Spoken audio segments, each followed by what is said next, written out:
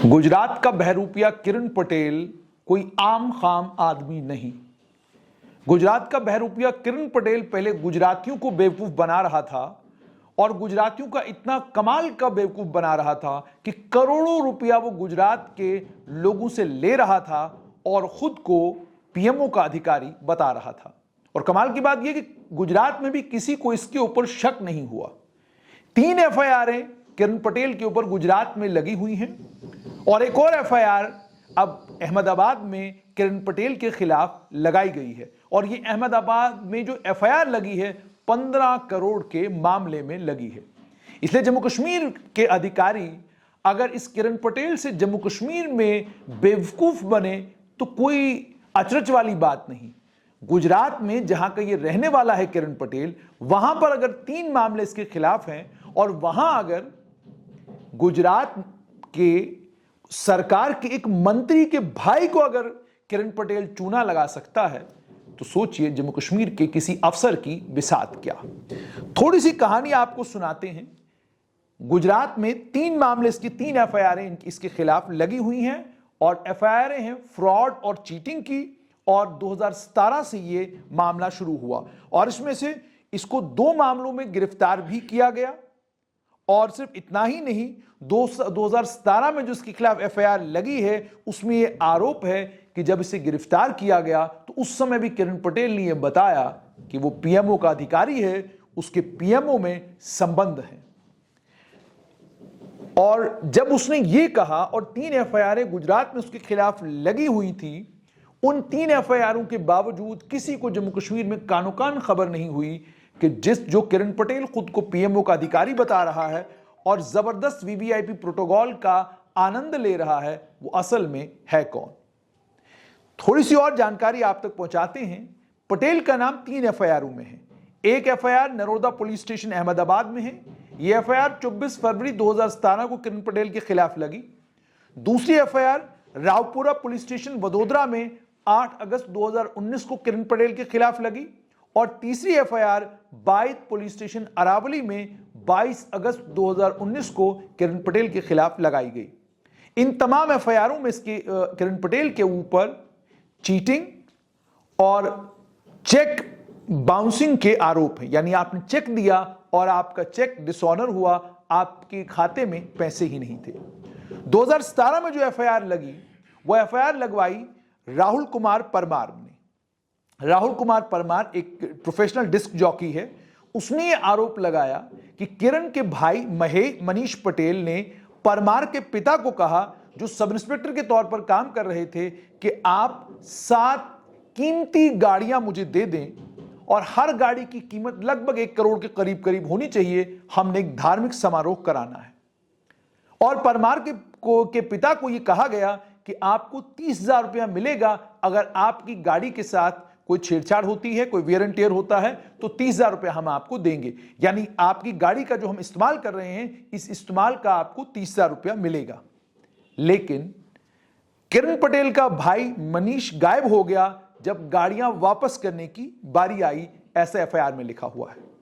किरण पटेल मनीष के भाई थे, वो परमारू के पास गए और उन्हें यह कहा कि अगर आपकी गाड़ियां वापस नहीं मिलती आपको तो मैं आपको जो मार्केट वैल्यू इन गाड़ियों की होगी वो मैं आपको दे दूंगा।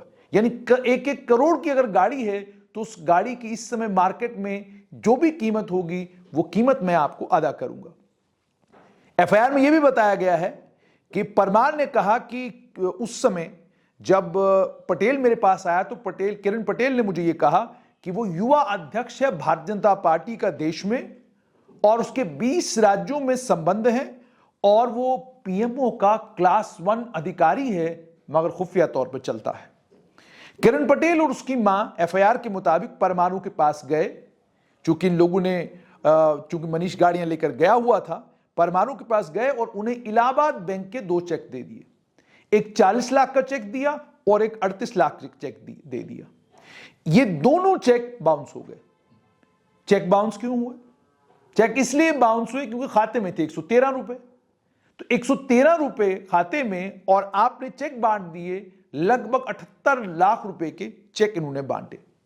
एफआईआर में किरण का नाम है, मनीष का नाम है और इनकी धर्मपत्नियों का, और साथ में ये जो मनीष हैं, मनीष भाई की माताजी का नाम भी है। इन्हें 420, 406 और 120B के तहत इनके खिलाफ मामला दर्ज कर दिया गया। और उसके बाद एंटिसिपेटरी बेल हो गई किरण की। मनीष पटेल अभी भी गायब है और उसकी जानकारी अभी तक नहीं है, ऐसा बताया जा रहा है, जो खबरों में आ रहा है। 2019 में जो एफआईआर लगी, किरण पटेल और उसका साथी एक इवेंट मैनेजमेंट कंपनी चलाते थे अहमदाबाद में। इवेंट मैनेजमेंट कंपनी भी किरण पटेल ने चलाई है। इसे वडोदरा की सिटी पुलिस ने गिरफ्तार किया 8 अगस्त 2019 को, जब एक अहमदाबाद बेस्ड जैन डेकोरेटर्स हैं, उसके मालिक हैं परितोष शाह, उन्होंने शिकायत की। उन्होंने ये कहा कि मुझे डेकोरेशन का काम दिया गया था और लाइटनिंग का काम दिया गया था। मुझे कहा गया कि आपने डेकोरेशन करनी, बड़े अच्छे फूल लगने चाहिए, बड़ा खूबसूरत आपने तैयार करना है, गरबा होना है यहाँ पर, और बड़ी अच्छी लाइटनिंग होनी चाहिए। यानी अगर रोशनी का इंतजाम ठीक नहीं हुआ तो पैसे आपको नहीं मिलेंगे। उन्होंने कहा 2018 में गरबा होने वाला था, तो गरबे के लिए इन लोगों ने मुझे क्या कहते हैं काम दे दिया। जब इन्होंने मुझे काम दे दिया तो पटेल और उसके साथी ने उसको ये कहा कि आप ये काम जब मुकम्मल करेंगे, जितना पैसा आपका बनेगा तो आपको दे देंगे। अब शाह की अगर बात करें तो परितोष कहते हैं कि 1.5 करोड़ रुपया मेरा इनके ऊपर बनता था, और जब मैंने 1.5 करोड़ मांगा तो इन लोगों ने मुझे धमकाया, डराया। उसके चलते उन्होंने फौरन 406, 420 और क्रिमिनल इंटिमिडेशन का मामला किरण पटेल और उसके साथी के खिलाफ बना।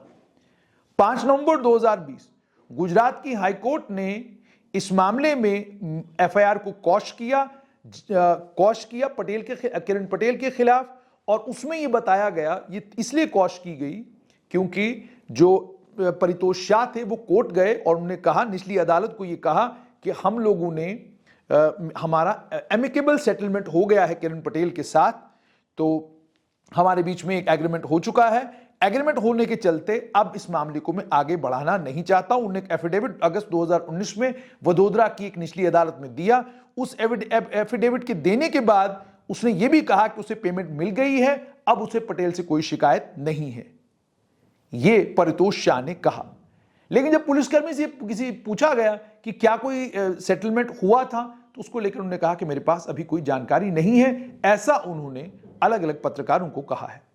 तीसरी एफआईआर, आशीष कुमार पटेल एक व्यक्ति हैं, वो प्राइमरी स्कूल के हेडमास्टर हैं, बायद अरावली के रहने वाले। अगस्त 2019 में तीसरी एफआईआर उन्होंने लगाई। उन्होंने आरोप लगाया पटेल के ऊपर, उनके भाई मनीष के ऊपर, मनीष की धर्मपत्नी के ऊपर और किरण के चचा के ऊपर कि इन लोगों ने मेरे साथ बेईमानी की है। 2015-16 में इन लोगों ने मेरे साथ बेईमानी की थी। एफआईआर के मुताबिक किरण पटेल के भाई और चचा ने हेडमास्टर को यह कहा कि वो तंबाकू का कारोबार करना चाहते हैं। उन्होंने कहा ठीक है जी, तंबाकू का आप कारोबार करना चाहते हैं। 2015 और 16 के बीच में एफआईआर में यह बताया गया है, मनीष और उसकी धर्मपत्नी आशीष पटेल के पास लगभग 3 बार गए बायद में, और इन्होंने आशीष पटेल से लगभग 1.75 करोड़ रुपया आशीष से और उसके साथियों से लिया, और उसके बदले में उन्हें यूनियन बैंक के चेक थमा दिए। वही चेक जैसे मैंने आपको कहा, पहले आपने चेक सुन लिया कि भाई आपने 78 करोड़ के चेक दिए, खाते में 113 रुपए। सितंबर 2019 में एफआईआर के मुताबिक मनीष, उसकी धर्मपत्नी और किरण पटेल ने रिवर्स मॉर्टगेज किया अपनी प्रॉपर्टीज को, और उनसे उन्हें मिला 50 लाख रुपया, जो उन्होंने आशीष के साथियों को दे दिया। लेकिन बाकी जो पैसा था यानी 1 करोड़ 25 लाख रुपया, वो रिकवर नहीं हुआ। उसके चलते किरण और उसके जो चचा हैं उन्हें अरेस्ट किया गया, और 2 महीने वो बायद की सब जेल में रहे, और उसके बाद गुजरात हाई कोर्ट से उनको 2020 में बेल मिल गया। और अभी भी उनके वकील के मुताबिक मनीष और उसकी धर्मपत्नी जो है अभी भी एब्सकॉन्डिंग है, अभी भी गायब है, अभी उनको कोई अता पता नहीं। उसके अलावा पिछले दिनों एक और मामला जो है फ्रॉड का, किरण पटेल के खिलाफ 15 करोड़ के फ्रॉड का मामला किरण पटेल और उसकी धर्मपत्नी के खिलाफ अहमदाबाद पुलिस ने दर्ज कर लिया है। अहमदाबाद पुलिस के पास अब शिकायतकर्ता जब आप सुनेंगे तो आप भी हिल जाएंगे। शिकायतकर्ता जानते कौन? शिकायतकर्ता जगदीश चावड़ा। जगदीश चावड़ा कौन है? जगदीश चावड़ा पूर्व बीजेपी मंत्री जवाहर चावड़ा के भाई हैं। इन्होंने शिकायत की, उन्होंने यह कहा कि जी इन पटेलों ने मेरे साथ भी क्या कहते हैं धोखाधड़ी की है। उन्होंने कहा जी क्या धोखाधड़ी की है? उन्होंने कहा जनाब मेरा एक बंगला था बड़ा खूबसूरत सा, इन्होंने उस बंगले को रेनोवेट करने की बात की। और यह भी उन्होंने कहा कि पटेल ने चावड़ा को बोला, एफआईआर के मुताबिक पटेल ने चावड़ा को यह कहा कि वो क्लास 1 ऑफिसर है पीएमओ में, और इसके चलते उनके खिलाफ वहां पर 406, 420, 170 और 120B का मामला बनाया गया है। अब ये 3 मामले और उसके अलावा जैसे मैंने आपको कहा चौथा मामला भी किरण पटेल के खिलाफ बना है। आप सोचिए कि किरण पटेल अगर गुजरात के एक मंत्री के भाई के बंगले की रेनोवेशन को लेकर बात करता है और एक मंत्री के भाई को इस एफआईआर के मुताबिक बेवकूफ बनाता है, उसके खिलाफ धोखाधड़ी करता है, तो आप सोचिए किसी और की बिसात क्या। जम्मू कश्मीर में किरण पटेल के खिलाफ मामला बना हुआ है, पुलिस पड़ताल कर रही है, 2 और लोगों को गवाह के तौर पर जम्मू कश्मीर लाया गया है, उनसे भी सवाल जवाब किए जा रहे हैं। मगर किरण पटेल कितना बड़ा ठग रहा है और किस तरीके से ये पूरे सिस्टम का बेवकूफ बना रहा था, अगर कुछ लोग इसके पीछे नहीं पड़ते और उनके चलते अगर ये गिरफ्तार नहीं होता, तो सोचिए किरण पटेल जम्मू कश्मीर में क्या कुछ कर जाता।